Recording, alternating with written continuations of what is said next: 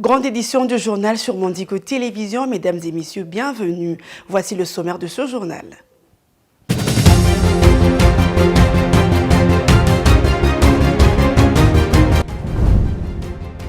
La Cour des comptes de la République démocratique du Congo est déterminée à mettre fin à la corruption qui gangrène notre société. Lors de son audience solennelle qui marque la rentrée judiciaire exercice 2024-2025, elle a sollicité la révision de certaines dispositions de sa loi organique. Une nouvelle audience est tenue ce jeudi 25 juillet devant la cour militaire de Kinshasa-Gombe à la prison militaire de Ndolo dans l'affaire Corneille Nangaa et ses complices. Ils sont au total 25 prévenus poursuivis pour crimes de guerre, participation à un mouvement insurrectionnel et trahison. 5 seulement comparaissent tandis que les 20 autres sont déclarés en fuite. Du 26 juillet au 11 août 2024, Paris vibrera au rythme des Jeux Olympiques 2024 qui vont réunir de milliers d'athlètes venus de plusieurs pays du monde autour d'une multitude de disciplines sportives. La République démocratique du Congo sera représentée par 6 athlètes.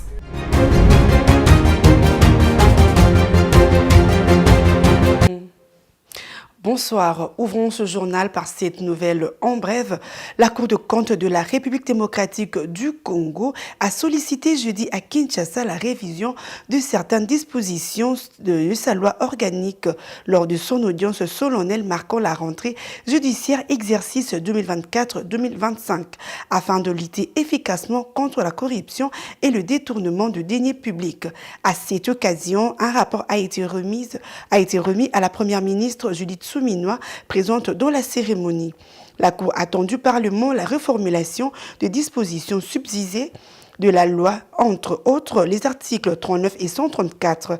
Elle a urgemment besoin d'un arsenal juridique et de disposer d'un altérité lourde pour lutter contre la corruption et son dépendant naturel qui sont les détournements, a déclaré Jimmy Munganga, président de la Cour de compte. Autre chose à présent, poursuite de l'audience foraine de la Cour militaire de la Gombe dans le cadre de poursuites judiciaires contre Corneille Nangaa et ses complices à la prison militaire de Ndolo ce jeudi 25 juillet 2024. L'un des prévenus interrogé à l'audience de ce jour est poursuivi pour trahison et participation à un mouvement insurrectionnel a nié toutes les accusations portées en son encontre. Le détail dans cet élément. La Cour militaire de Kinshasa-Gombe a repris ce jeudi 25 juillet 2024 l'examen de l'affaire Corneille Nangaa, ancien président de la Commission électorale nationale indépendante et dirigeant politique du mouvement politico-militaire Alliance Fleuve Congo AFC, ainsi que 24 autres prévenus poursuivis pour crimes de guerre, participation à un mouvement insurrectionnel et trahison. Nangaa Baseyan, poursuivi pour trahison et participation à un mouvement insurrectionnel, a nié toutes les accusations portées contre lui et clamé son innocence, affirmant qu'il n'est pas membre de l'AFC et qu'il n'a jamais été en contact avec Eric Kouba et les autres accusés. Je ne suis pas membre de l'AFC, je ne sais rien de tout ça, je n'ai jamais été en contact avec Eric Kouba et les autres qui ont été cités ici. Corneille Nangaa est le fils de mon grand frère, tous les autres que je vois ici, je les ai vus pour la première fois lors de notre transfert à l'auditorat militaire, a-t-il déclaré devant la cour. Nangaa Baseyan a raconté les circonstances de son arrestation, soulignant qu'il avait immédiatement demandé aux autorités de vérifier ses appels téléphoniques pour prouver son innocence.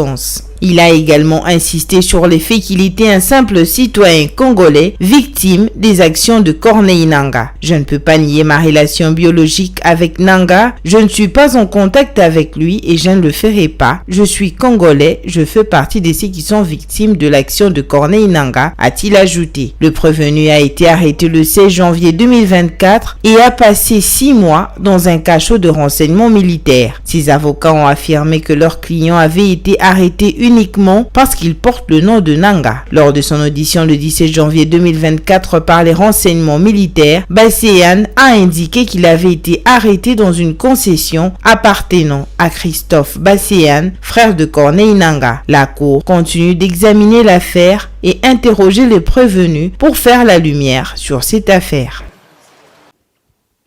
Après avoir échangé le week-end dernier avec le député et sénateur du parti présidentiel, le premier vice-président de l'Assemblée nationale, Jean-Claude Tshilombaï, a reçu le mercredi 24 juillet dans son cabinet de travail le fédéraux des 4 districts de la ville-province de Kinshasa.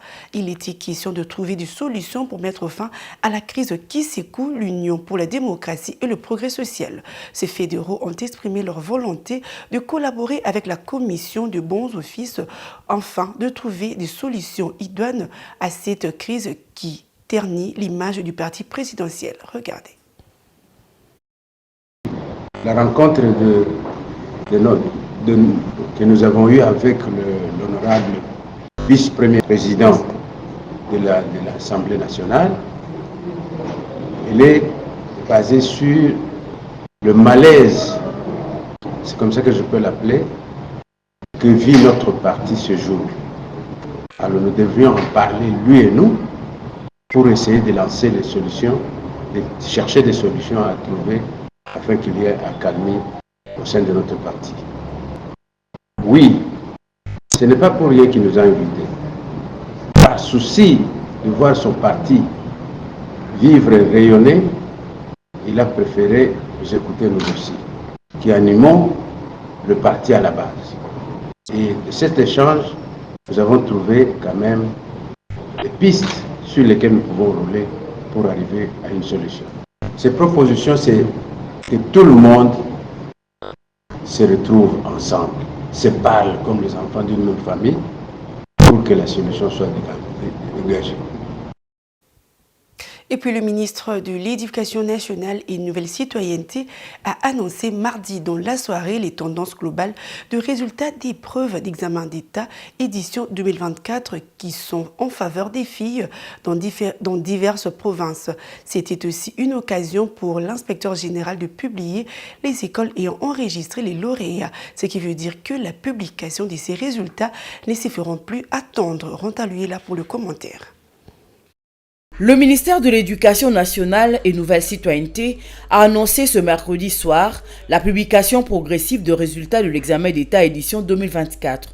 Dans un message, Odiamou Sungai, inspecteur général à l'Éducation nationale et Nouvelle Citoyenneté, estime que les élèves filles finalistes du secondaire ont été plus performantes que les garçons. Dans plusieurs provinces, les filles ont davantage brillé que les garçons. À Kinshasa, à Moamba par exemple, 74% de filles ont réussi contre 64% de garçons et ont participé à l'épreuve. Un constat similaire a été observé à Kinshasa Plateau avec respectivement 84 et 68 de réussite en raison du nombre de participants de chaque côté. Les tendances sont globalement en faveur de filles, notamment dans le Congo central. Dans le siège État Matadi, où 72% de filles qui ont participé ont réussi contre 53% des garçons.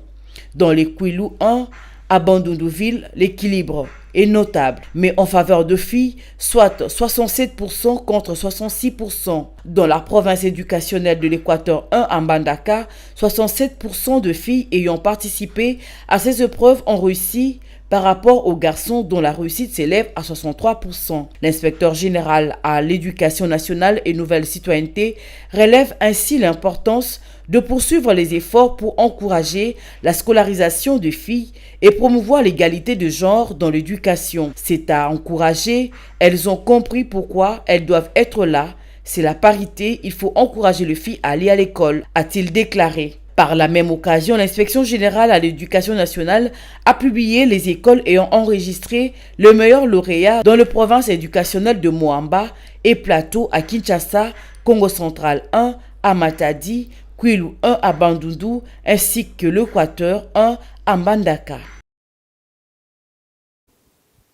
Autre chose à présent, Muntu Awar, c'est le nouveau prix officiellement lancé le mercredi 24 juillet 2024 à Kinshasa.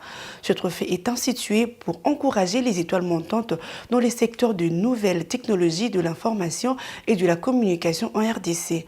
9 catégories sont retenues pour 14 prix. L'annonce a été faite le mercredi lors d'une conférence co-animée par les startups écosystémiques et l'Agence de développement du numérique. Regardez.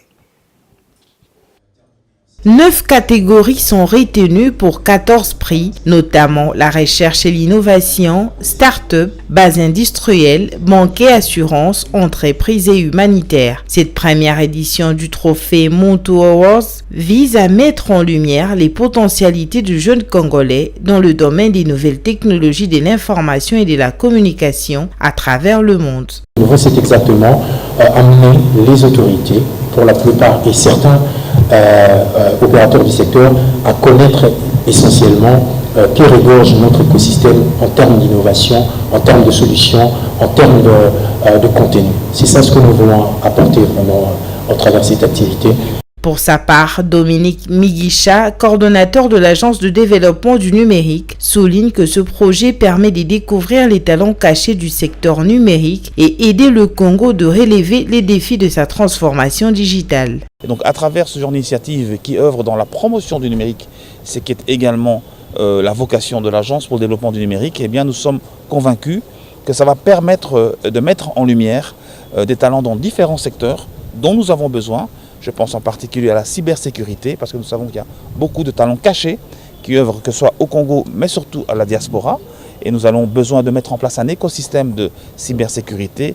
Et donc, à travers cette activité, eh bien, nous pensons que ça va nous permettre de mieux identifier des profils, des entreprises, des acteurs qui pourront aider le Congo dans ses défis, dans sa transformation digitale. Donc, nous sommes vraiment extrêmement heureux d'être associés à cet événement. Les organisateurs de cette conférence de presse ont saisi cette occasion pour remettre le prix aux gagnants du concours organisé au mois de mars dernier pour la confection du logo du trophée Monto Awards.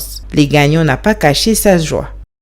Je ne peux être content et reconnaissant envers moi-même d'abord parce que c'est le fruit du travail qui a fait qu'aujourd'hui je puisse gagner ce concours de création de logo. C'est vrai que j'ai commencé à faire du graphisme depuis longtemps, mais je n'ai jamais vraiment eu cette volonté-là de participer à un concours, étant donné que, comme on le dit dans la cité, généralement ce sont et du coup j'ai hésité à participer, mais au bout de compte, quand j'ai participé et que j'ai gagné, ça m'a rendu fier de moi. Fier du travail que je fais. Le rendez-vous est pris pour le 14 septembre 2024 pour la cérémonie de remise de trophées aux personnes qui se sont distinguées dans la technologie. Dans le reste de l'actualité, quelques pasteurs de la ville de Kinshasa ont réagi par rapport au communiqué du ministre de l'État, ministre de la Justice et garde de Sceaux, Constant Mutamba, à savoir la régulation et la structuration de fonctionnement des associations sans but lucratif et des associations confessionnelles. Dans sa circulaire parue récemment, il a notamment interdit l'installation d'une association confessionnelle dans un rayon de 500 mètres par rapport à une autre. Bijou Lumuna. Dans sa note circulaire rendue publique le 20 juillet dernier, le ministre de la Justice, Constant Mutamba, a pris une série de mesures pour réguler et structurer les cadres de fonctionnement des associations sans but lucratif et des associations confessionnelles. Il a notamment interdit l'installation d'une association confessionnelle dans un rayon de 500 mètres par rapport à une autre. Certains pasteurs de la ville de Kinshasa n'ont pas manqué de donner leur avis. En fait, ce n'est pas une mauvaise décision dans le sens où l'on veut restaurer les choses. Mais c'est un processus qui doit prendre du temps. Il faut organiser des séminaires de formation et c'est un peu d'expliquer les gens clairement. Et ensuite, celui qui ne va pas obtempérer à la décision du ministre va subir la rigueur de la loi. Pour le pasteur René Kakessi, la décision du ministre est bonne et mauvaise à la fois. Il s'explique. On a reçu la décision du ministre, mais ça peut être bon, ça peut être aussi mauvais. Pourquoi? Parce que bon, si ça tombe que les deux églises ont acheté déjà dans un même endroit et la distance n'a pas respecté, que faut-il faire? Mais juste pour se séparer, ce n'est pas aussi mauvais, c'est bon. Parce que des fois, nous aussi les pasteurs, nous exagérons par rapport aussi à la sonorisation. Nous dérangeons aussi d'autres personnes. Mais si tel est le cas, il faudrait au moins dire à tous les pasteurs de faire quoi? De diminuer peut-être leur sonorisation, ça allait être mieux. Au lieu de les distancier parce qu'on est tous des locataires. D'autres sont des locataires, d'autres sont des bailleurs. Qu'est-ce qu'il faut faire? Le pasteur Godé Mongengo, quant à lui, affirme qu'on ne peut pas s'opposer à la loi parce que la loi reste la loi. Je viens d'apprendre aussi comme tout le monde que le ministre avait décidé à ce que la distance entre deux églises soit de 500 mètres. Nous n'allons pas nous opposer à la loi, parce qu'il y a une loi qui réglemente les églises, c'est la loi 004. Mais il faut aussi tenir compte des réalités. La plupart des églises dont on parle sont locataires. Ils peuvent quitter ici par-ci de là. Dans l'entretemps aussi, nos membres aussi, ils sont déjà fidèles à nos églises. Et quand par exemple une église quitte un endroit, elle doit aller quelque part. Je crois que le problème pouvait être bien réglé dans le sens de réglementer la manière dont on doit commencer à travailler. Parce que généralement, on parle de vacarme, on parle de bruit que font les églises. En tout cas, là, avant de donner mon avis, il n'y a pas seulement que les églises. Le ministre doit regarder de tous bords. Il n'y a pas seulement les églises. Il y a aussi les bars qui nous dérangent. Nous sommes églises, moi j'habite à côté des bars. Mais vous n'avez pas le temps, peut-être que ces gens-là ferment très tard, à 3 h du matin, et c'est difficilement pour avoir le sommeil. Il y a les églises aussi, ils doivent chercher ça. En République démocratique du Congo, la prolifération des églises est notable, notamment à Kinshasa, où l'on peut voir jusqu'à 5 églises sur une seule avenue, ce qui favorise la nuisance sonore. Cette situation constitue une infraction que la loi congolaise sanctionne.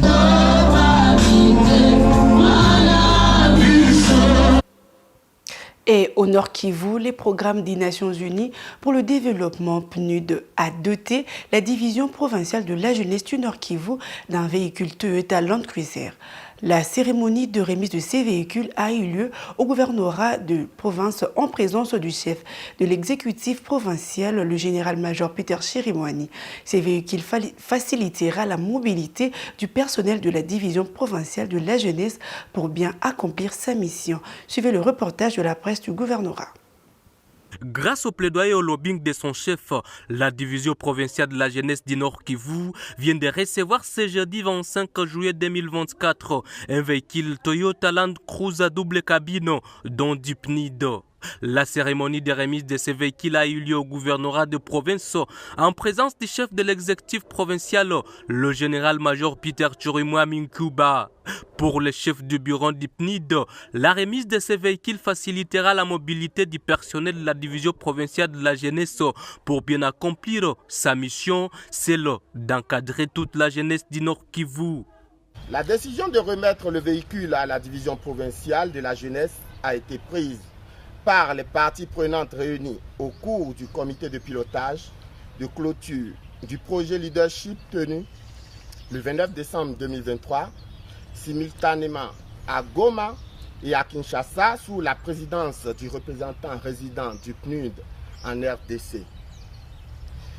Le PNUD espère que ce véhicule facilitera la mobilité du personnel de la division provinciale dans le cadre de sa mission de suivi des actions d'encadrement de la jeunesse à travers la province du Nord Kivu et plus particulièrement les actions initiées par les jeunes engagés pour la réalisation des objectifs de développement durable GEROD.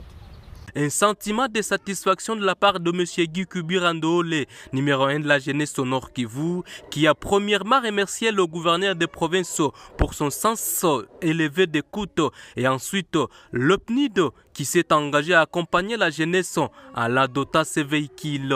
Fierté, de joie de recevoir ces bijoux. Le véhicule devant servir de mobilité de notre personnel. Quand on voit l'histoire de cette division, on comprend qu'elle est en train de sortir de ce centre grâce à l'impulsion de l'autorité provinciale que je tiens également encore une fois à saluer parce qu'il ne cesse d'intervenir toutes les fois que nous sollicitons l'intervention de la province. Pour vous, le PNUD, en tout cas, nos sincères remerciements. Soyez sûrs que nous allons gérer un père de famille l'outil ici et que ça va servir non seulement au suivi des activités des jeunes, mais, vous l'aviez dit dans votre mot, Nous sommes reconnaissants envers l'agence coréenne de coopération internationale pour tous les bienfaits déjà dans les projets de leadership de jeunes et de femmes à Watalinga, Bachali et Boucha. Signalons que le gouverneur de province a pour cette occasion visité le bureau de la division provinciale de la jeunesse pour s'assurer que ces véhicules seront bien gardés par les bénéficiaires. Je l'ai annoncé en titre que du 26 juillet au 11 août 2024, Paris vibrera au rythme des Jeux Olympiques 2024 qui vont réunir des milliers d'athlètes venus de plusieurs pays du monde autour d'une multitude de disciplines sportives. La République démocratique du Congo sera représentée par 6 athlètes en quête d'une première médaille olympique. Ce spectacle grandiose, riche en couleurs et en émotions, réunira des centaines de milliers de spectateurs qui sera suivi en direct de plus d'1 milliard de téléspectateurs à travers le monde. Un commentaire de Enoch Kalonji. Le vendredi 26 juillet 2024, le monde entier aura les yeux rivés sur Paris pour vivre la cérémonie d'ouverture des Jeux Olympiques de 2024. Cette cérémonie qui s'annonce grandiose et spectaculaire marquera le début de 16 jours des compétitions intenses et de fortes émotions. Pour la première fois de l'histoire des Jeux Olympiques, la cérémonie d'ouverture ne se déroulera pas dans un stade. Au lieu de cela, les délégations nationales d'athlètes sur les 6 km de la Seine, fleuve française, du pont d'Austerlitz au Trocadéro au bord d'embarcations dédiées. La République démocratique du Congo participe aux Jeux Olympiques depuis 1968 mais n'a jamais remporté de médaille. 6 athlètes congolais tenteront de décrocher la première consécration olympique du pays à Paris en 2024. La République démocratique du Congo participe aux Jeux Olympiques depuis 1968 mais n'a jamais remporté de médaille. Ces athlètes congolais tenteront de décrocher la première consécration olympique du pays à Paris en 2024. Ils seront présents dans 4 disciplines sportives différentes pour relever ces défis. En boxe, nous avons 2 boxeuses, Marcela Sakobi, seule rescapée des Jeux Olympiques de Tokyo en 2021, et Brigitte Mbabi. Les deux ont obtenu leur qualification sur terrain respectivement au championnat national d'Afrique de Dakar au Sénégal et au dernier tournoi qualificatif international à Bangkok en Thaïlande. 2 athlètes en natation, Astrid Ipelenga et Divine Miyasadi. Le premier sera aligné dans 3 spécialités dont les 50 mètres nage libre, bras et papillon, et les second aux 50 mètres de nage libre. En judo, Arnold Kasoka, le récent médaillé d'argent à l'Open de Luanda en Angola et à Yaoundé en Cameroun. Et enfin en athlétisme, le sprinter Dominique Moulamba qui va courir pour les 100 mètres.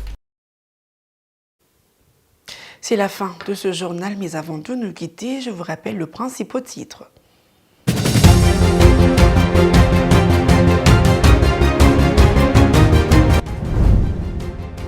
La Cour des comptes de la République démocratique du Congo est déterminée à mettre fin à la corruption qui gangrène notre société. Lors de son audience solennelle qui marque la rentrée judiciaire exercice 2024-2025, elle a sollicité la révision de certaines dispositions de sa loi organique. Une nouvelle audience est tenue ce jeudi 25 juillet devant la cour militaire de Kinshasa-Gombe à la prison militaire de Ndolo dans l'affaire Corneille Nangaa et ses complices. Ils sont au total 25 prévenus poursuivis pour crimes de guerre, participation à un mouvement insurrectionnel et trahison. 5 seulement comparaissent tandis que le 20 autres sont déclarés en fuite. Du 26 juillet au 11 août 2024, Paris vibrera au rythme des Jeux Olympiques 2024 qui vont réunir de milliers d'athlètes venus de plusieurs pays du monde autour d'une multitude de disciplines sportives. La République démocratique du Congo sera représentée par 6 athlètes.